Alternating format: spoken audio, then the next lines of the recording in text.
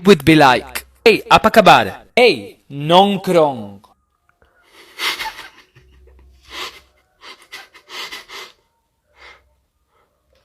Lu belajar dari siapa, bro? Dikoreksi ya. Apa kabar? Nongkrong. Prank Bull Belanda pakai bahasa Indonesia. Oh my god, deg-degan BGT. Untung dia sendirian.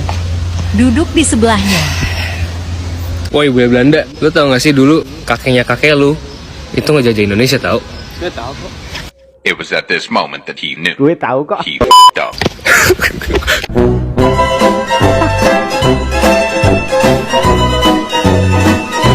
Bahasa Indonesia populer di Arab Saudi.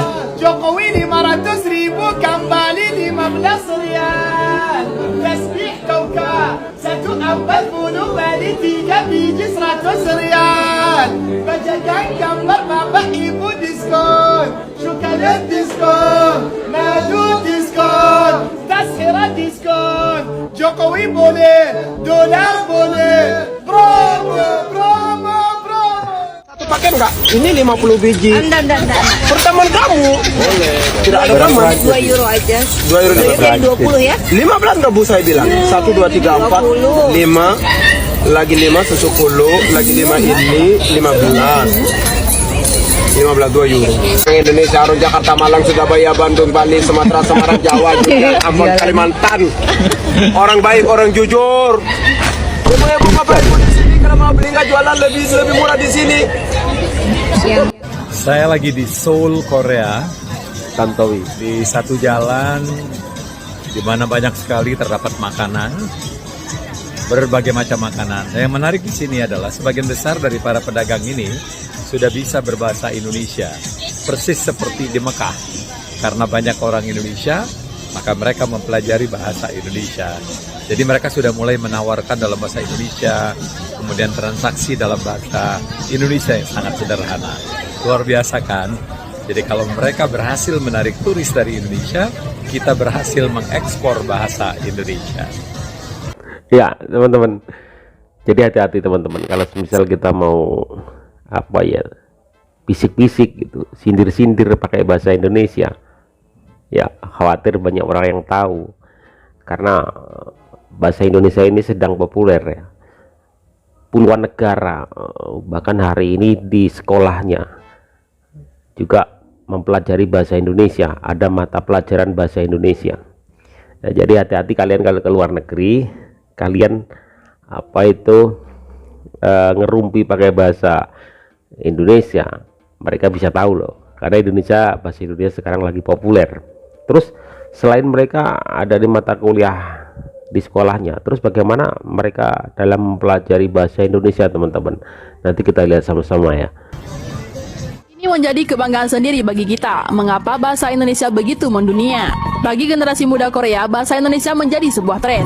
Seperti yang kita tahu bahwa bahasa asing seperti bahasa Inggris adalah bukan bahasa yang mudah untuk dipelajari. Lantas bagaimana bisa banyak orang Korea Selatan yang berminat mempelajari bahasa Indonesia? Berikut faktanya. Pengaruh dari hubungan diplomasi Indonesia-Korea Selatan menjadikan bahasa Indonesia sangat populer di Korea Selatan. Banyak anak-anak muda Korea Selatan telah mampu berkomunikasi dengan bahasa Indonesia. Bukan karena mereka pernah tinggal di Indonesia, namun banyak mahasiswa Korea memilih universitas jurusan bahasa Indonesia di Korea. Dalam jurnal yang berjudul Potensi dan Tantangan Bahasa Indonesia sebagai Bahasa Internasional, Park Jae-hyun tahun 2015 bertulis tentang pendidikan berbahasa Indonesia di Korea Selatan. Park Jae-hyun merupakan orang Korea, sekaligus mahasiswa di Hankook University of Foreign Studies atau HUF, Seoul, Korea Selatan. Dalam tulisannya, Park Jae-hyun memberitahukan tentang pola industrialisasi dalam hubungan diplomasi menjadi dasar dari minat orang Korea Selatan mempelajari bahasa Indonesia. Jurusan bahasa Indonesia di Hankook University of Foreign Studies pertama kali dibuka pada tahun 1964. Yang Song-hyun dalam tulisannya yang dimuat dalam Proceeding Internasional berjudul Perjalanan Studi Bahasa Indonesia di Korea, Dahulu, Sekarang, dan Mendatang. Tulisan yang diterbitkan pada tahun 2007 menjelaskan tentang jurusan bahasa asing di HUFS. Kampus ini telah melahirkan 2000 alumni yang mahir berbahasa Indonesia. Adanya budaya Hallyu atau gelombang Korea yang masuk ke Indonesia mendorong orang-orang Indonesia untuk mengunjungi Korea. Sebelum pandemi, kunjungan wisatawan Indonesia mendorong para pedagang, restoran, dan tempat wisata Korea mempelajari bahasa Indonesia. Selain menjadi tren di Korea, bahasa Indonesia digemari karena mudah dipelajari.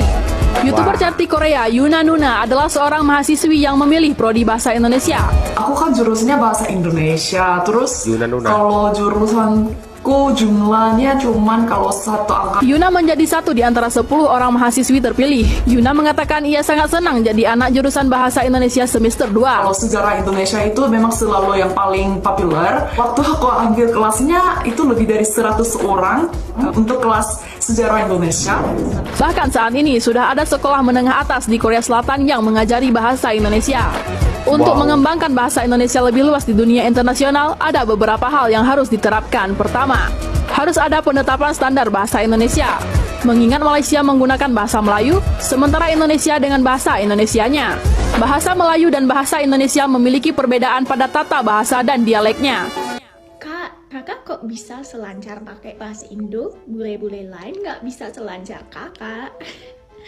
Oke guys, jadi sebenarnya aku sudah belajar bahasa Indonesia selama 16 tahun. Lama 16 banget, tahun. kan? Aku mulai belajar bahasa waktu SD karena seperti kalian di sekolah ada pelajaran bahasa Inggris, di sekolah aku ada pelajaran bahasa Indonesia. Sebenarnya pelajaran ini wajib sampai kelas 9. Tetapi karena aku sangat menikmatinya, aku lanjut itu sampai kelas 12. Nah, pada kelas 12, aku dapat nilai tertinggi dalam bahasa Indonesia di sekolah aku. Jadi, karena itu, aku memutuskan untuk melanjutkan itu sebagai major aku di kuliah.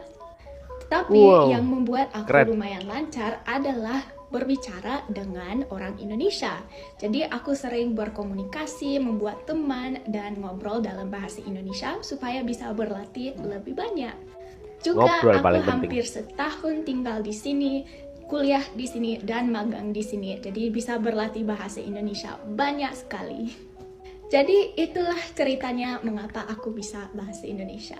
Memang boleh bahasa Indonesia diajarkan di 54 negara dan dipakai sekitar 3,3% populasi penduduk dunia. Emang boleh seinternasional itu? Penasaran gak sih? Kita cari tahu di Harian Kompas yuk. Ternyata setelah aku baca di koran Kompas, penetapan bahasa Indonesia sebagai bahasa resmi pada Sidang Umum UNESCO menjadi pintu masuk untuk menggaungkan bahasa Indonesia. Nah, saat ini bahasa Indonesia diajarkan di 54 negara, meningkat dari tahun 2020 berjumlah 38 negara. Selain itu, ada lebih dari 300 lembaga bermitra dengan Indonesia, serta 172.000 pembelajar aktif bahasa Indonesia. Kepala Badan Pengembangan dan Pembinaan Bahasa Kemendikbudristek, Endang Aminuddin Aziz bilang, perlu tindak lanjut dari pemerintah untuk menjaga keberlanjutan capaian bahasa Indonesia di kancah global. Apalagi, minat masyarakat global untuk mempelajari bahasa Indonesia terus meningkat. Oh iya, bahasa Indonesia ini adalah bahasa nasional negara yang berpenduduk lebih dari 270 juta jiwa.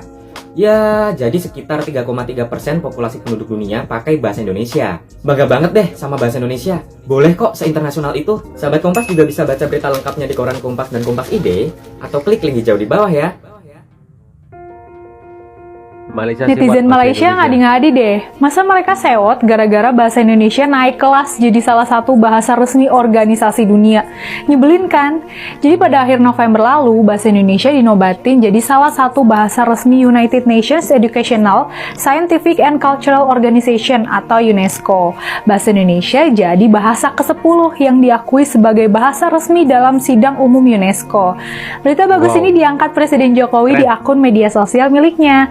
Ternyata ada yang baper. Netizen Malaysia kecewa dengan berita itu, terus komen ngadi-ngadi. Kata mereka yang seharusnya dinobatin jadi bahasa resmi UNESCO itu bahasa Melayu. Klaim mereka, bahasa yang digunakan di Indonesia adalah bahasa Melayu. Aduh.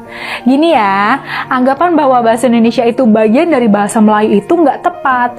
Kepala Pusat Pembinaan Bahasa dan Sastra Kemendikbudristek Muhammad Abdul Haq bilang, bahasa Indonesia itu bahasa negara.